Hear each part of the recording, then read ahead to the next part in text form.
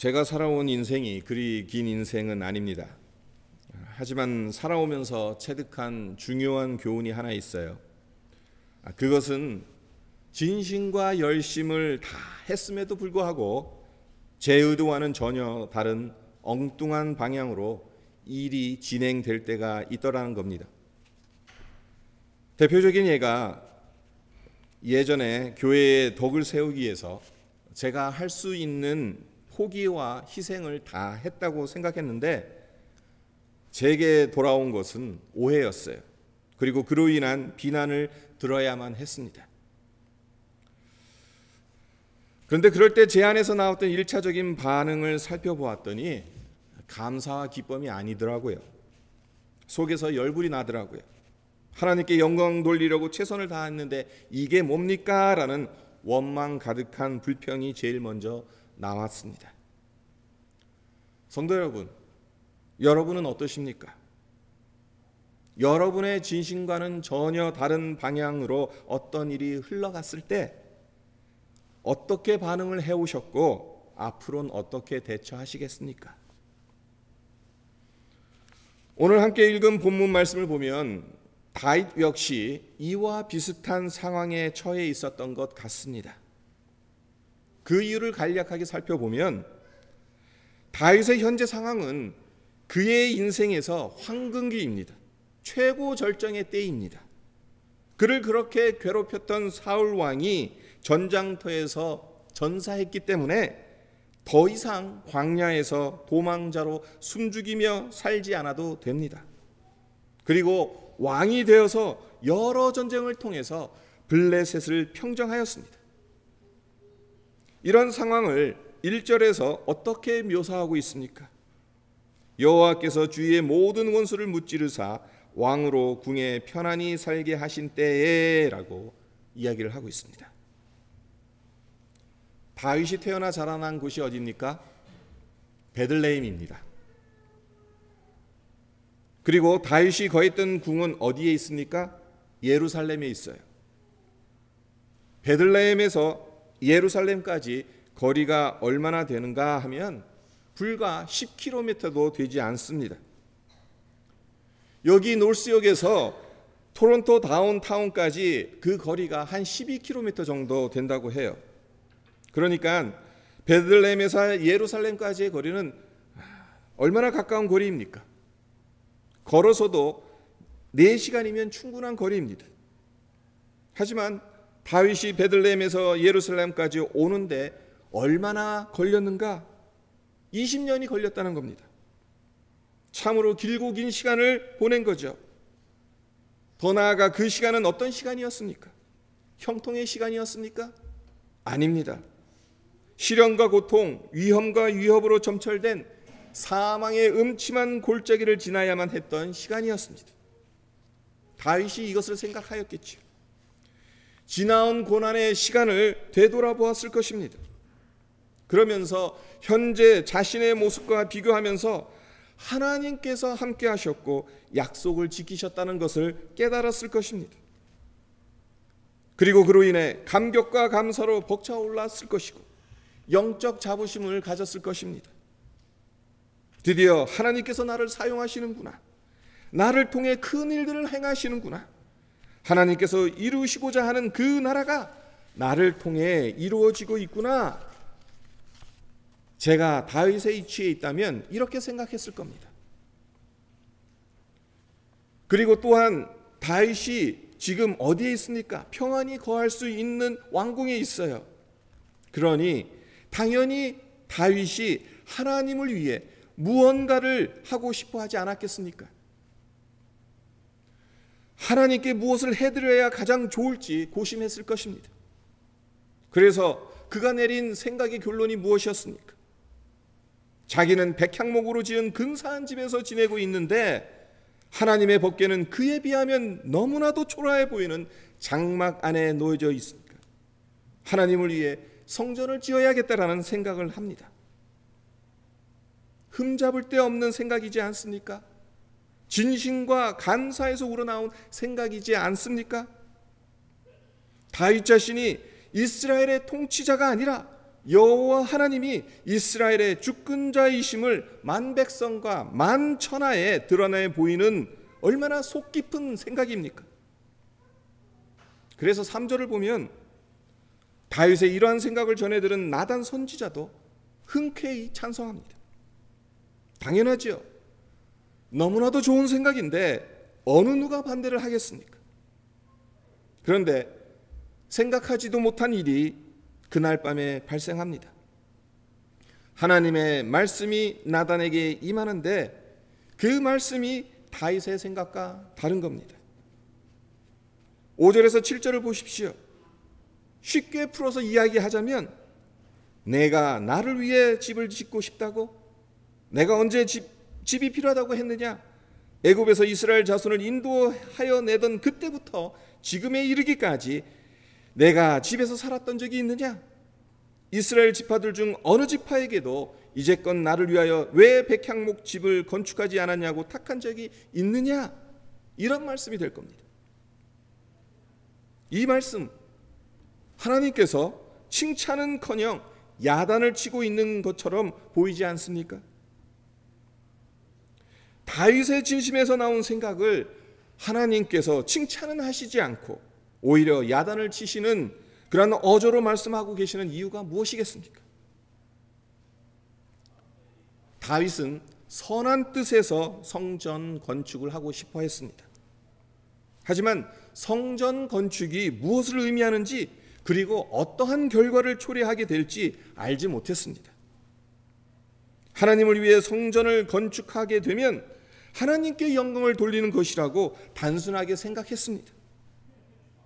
하지만 이 생각은 하나님의 입장으로 보게 되면 어떤 말이 되냐 하면요, 성전이라는 공간에 하나님 자신이 갇혀져야 한다는 의미가 됩니다. 하나님이 누구십니까? 아무 것에도 어느 누구에게도 구속받지 않으시고 어느 누구의 도움도 받지 않는 스스로 존재하시는 분이신데 성전을 지어드리면 결국 하나님을 성전 안에 묶어둔다는 의미가 됩니다. 그 무엇보다 하나님이 이것을 먼저 명령하신 것이 아니잖아요. 다윗이 자기 임의로 결정했던 것입니다. 그러니 성전 건축의 주도권이 누구에게 있게 되는 셈입니까? 하나님이 아닌 다윗에게 있게 되는 것입니다. 한번 상상해 보십시오. 만일 예루살렘 전체가 다윗의 성전 건축 사업으로 목수의 망치와 석공의 끌과 같은 소리로 넘쳐나게 되면 사람들이 어떻게 생각하겠습니까? 분명히 사람들은 하나님보다 다윗과 다윗이 벌려놓은 일에 눈과 마음을 더 뺏길 것입니다. 여러분과 저 또한 이와 비슷한 오류를 범할 때가 얼마나 많습니까? 하나님의 영광을 위해서 무언가를 한다고 말하지만 가만히 속을 들여다보면 그 주도권은 내가 가지고 있을 때가 얼마나 많습니까? 마치 하나님 여기에 의자 갖다 놓을 테니까 여기에 가만히 앉아만 계시면 됩니다. 나머지는 제가 다 알아서 하겠습니다. 그런 식으로 자기중심적인 주도권을 발휘하는 것이 우리의 모습은 아닙니까? 실제로 2절을 보면 다윗이 자기중심적인 주도권을 발휘하려고 한 흔적을 찾을 수가 있습니다. 2절에서 다윗이 사용하고 있는 단어가 무엇인지를 유심히 보세요. 다윗은 하나님의 괴라고 말하고 있습니다. 하나님 대신 하나님의 괴라는 비인칭 목적어로 부르고 있다는 겁니다. 이와는 달리 나단을 통해 하나님의 본심을 알게 되는 18절 이하 29절을 보면 무엇을 발견할 수 있게 되죠? 여기서 다윗이 주 여호와 하나님 만군의 주 하나님의 이름을 17번 부르고 있어요. 또한 우리 한국말 성경에는 주로 번역했지만 영어 성경을 보면 you라는 2인칭 대명사로 하나님을 45번 부르고 있습니다. 무슨 의미입니까? 하나님을 인격적인 존재로 인식했다는 겁니다. 하나님을 하나님으로 보았다는 거예요. 그러나 자신의 생각으로 성전 건축을 하려고 했을 때는 하나님 대신 하나님의 법궤라고 비인격적인 대상으로 하나님을 불렀어요. 하나님보다는 자기 자신의 생각과 의도가 더 많이 들어있다는 것을 극명하게 보여주고 있는 거죠. 그런데 하나님께서 다윗에게 너는 성전 건축을 할 수 없다 말씀하시고 난 후 곧바로 뜻밖의 말씀을 주십니다. 내가 너를 위해 집을 지어주겠다. 너의 씨를 내 뒤에 세워 그의 나라를 견고하게 하며 너의 아들이 내 이름을 위하여 집을 건축할 것을 허락하겠다라고 말씀하고 계십니다. 그 유명한 다윗과 맺은 하나님의 언약입니다. 하나님이 인간과 맺은 언약 크게 두 가지로 나눌 수가 있습니다. 하나는 조건적인 언약이고 다른 하나는 무조건적인 언약입니다. 조건적인 언약의 대표적인 예는 신명기 28장에 나옵니다.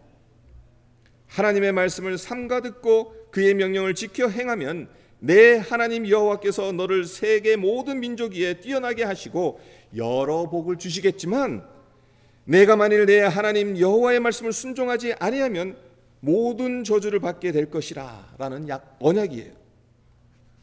어떻게 해야 복을 주시겠다고 말씀하셨습니까? 여호와의 말씀을 지키면이라는 조건이 충족되어져야 한다는 것입니다. 하나님께서는 당연히 약속을 지키시지만 우리 역시 약속을 지켜야 그 축복을 받을 수 있는 것이지 그 약속을 지키지 못하면 우리가 저주를 받게 된다는 것입니다. 이와 반면 오늘 본문에 나오는 다윗과 맺은 언약은 어떻습니까? 아무리 눈을 씻고 봐도 어떠한 조건이나 단서가 붙지 않습니다. 무조건적인 언약입니다. 다윗이 이 약속을 지키지 못한다 하더라도 하나님께서 모든 책임을 지시고 어떠한 상황이 닥치더라도 이 언약을 성취하시겠다는 것입니다. 따라서 이 언약 안에는 우리가 실패하고 범죄한다 할지라도 그래서 하나님께서 우리에게 사람의 매와 인생의 채찍으로 징계를 하시겠지만 그럼에도 불구하고 우리에게 하신 약속을 끝까지 지키실 것이며 결국 우리의 구원을 완성시키시겠다는 하나님의 고집스러운 집념이 담겨져 있는 것입니다. 하나님의 나라는 어떤 나라입니까? 여러분과 제가 하나님의 선한 손길에서 벗어나 악의 구렁텅이에 빠진다 하더라도 끝까지 따라가서 가슴에 안아주시고 보듬어 주시는 우리의 구세주 되시는 그리스도 예수가 통치하시는 나라입니다. 그럴 일은 없겠지만 우리가 지옥에 떨어진다면 뒷짐지고 가만히 있는 것이 아니라 지옥에까지라도 쫓아오셔서 우리를 구원해 내시고야 말 선하신 목자 되신 주님이 지배하시는 나라입니다. 얼마나 놀라운 은혜의 선언입니까? 이런 나라를 다윗의 씨를 통해 이루시겠다고 하나님이 지금 다윗에게 약속하고 계시는 겁니다. 너의 아들이 내 이름을 위하여 집을 건축하는 것을 허락하시겠다고 13절에서 말씀을 하고 계시는데 앞서 말씀드린 것처럼 성전 건축을 허락하시는 것은 하나님께서 스스로 성전 안에 갇히시겠다는 의미입니다. 하나님께서 우리 때문에 당신 자신을 기꺼이 제약하시겠다는 말이 돼요.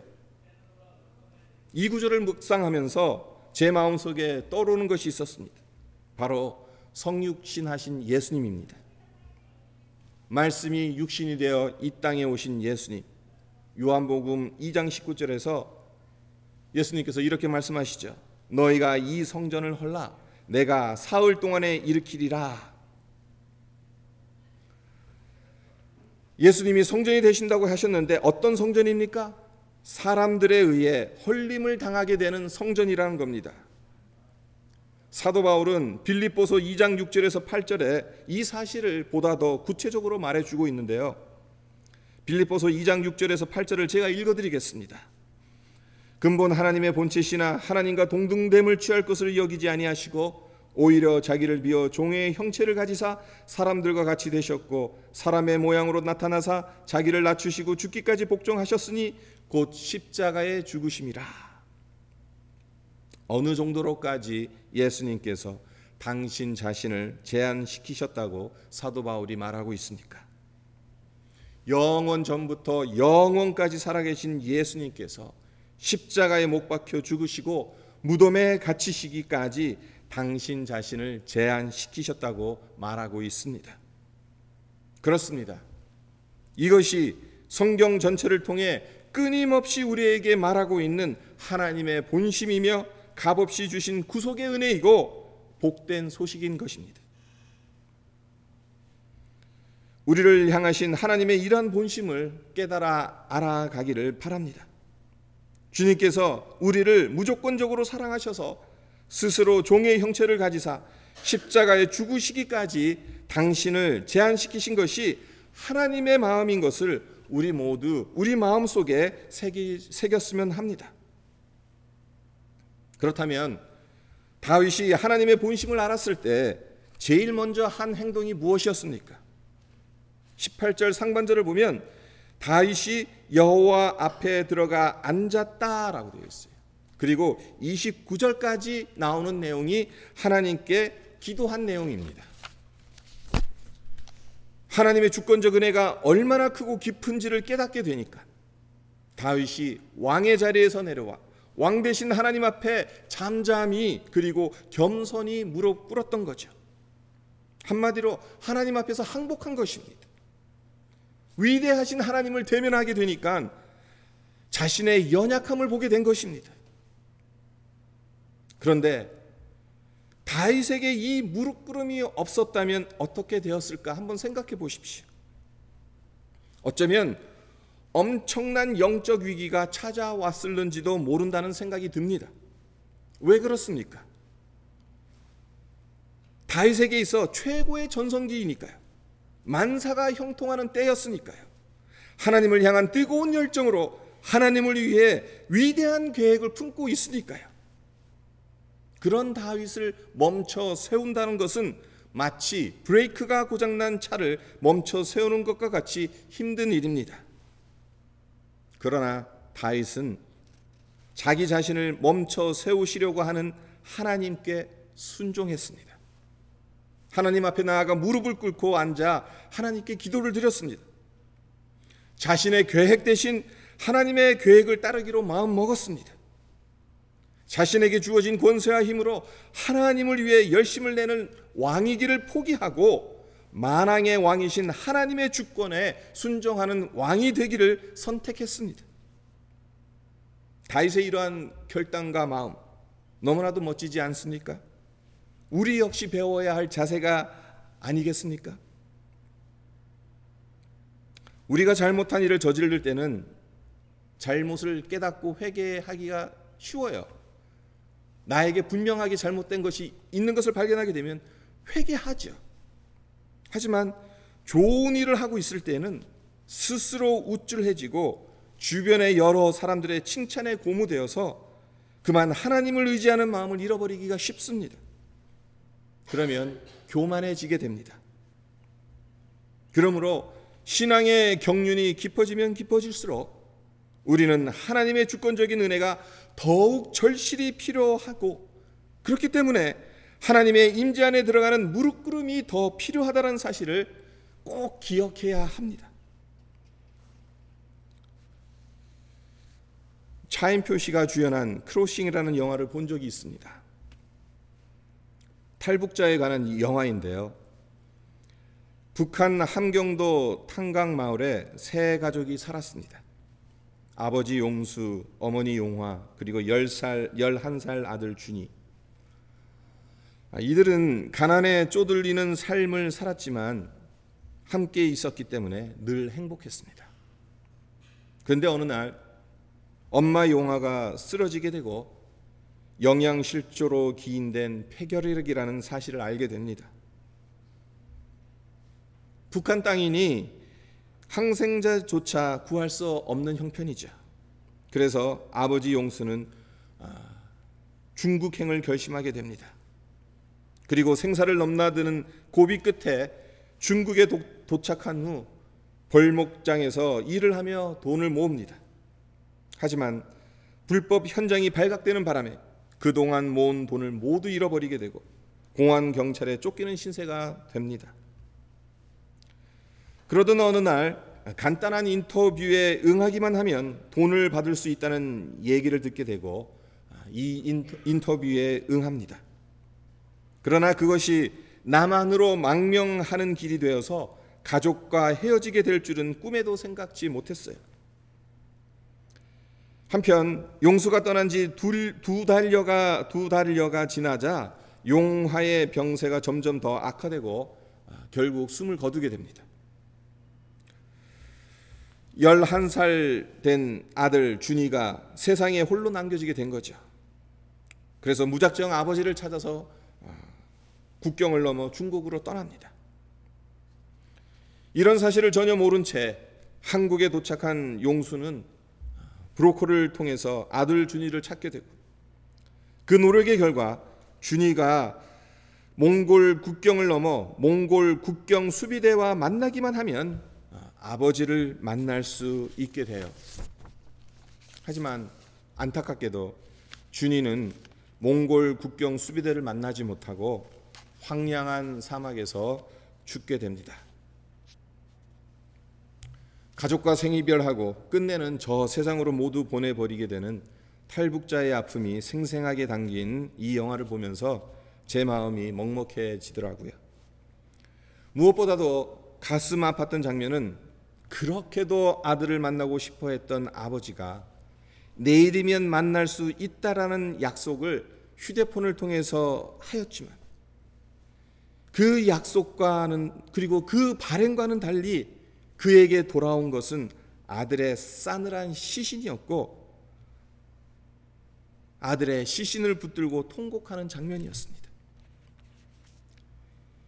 내일이면 만날 수 있다고 약속을 했지만 그 약속을 지킬 힘이 없는 아버지, 사랑하는 아들이 황량한 사막에서 쓸쓸히 죽어가는 것도 모른 채 불안과 초조함으로 나를 지실 수밖에 없는 아버지, 아들을 사랑하는 마음이 아무리 간절하다 하더라도 죽음에서 아들을 구출할 수 없는 아버지, 이것이 연약한 인간의 모습이지 않습니까?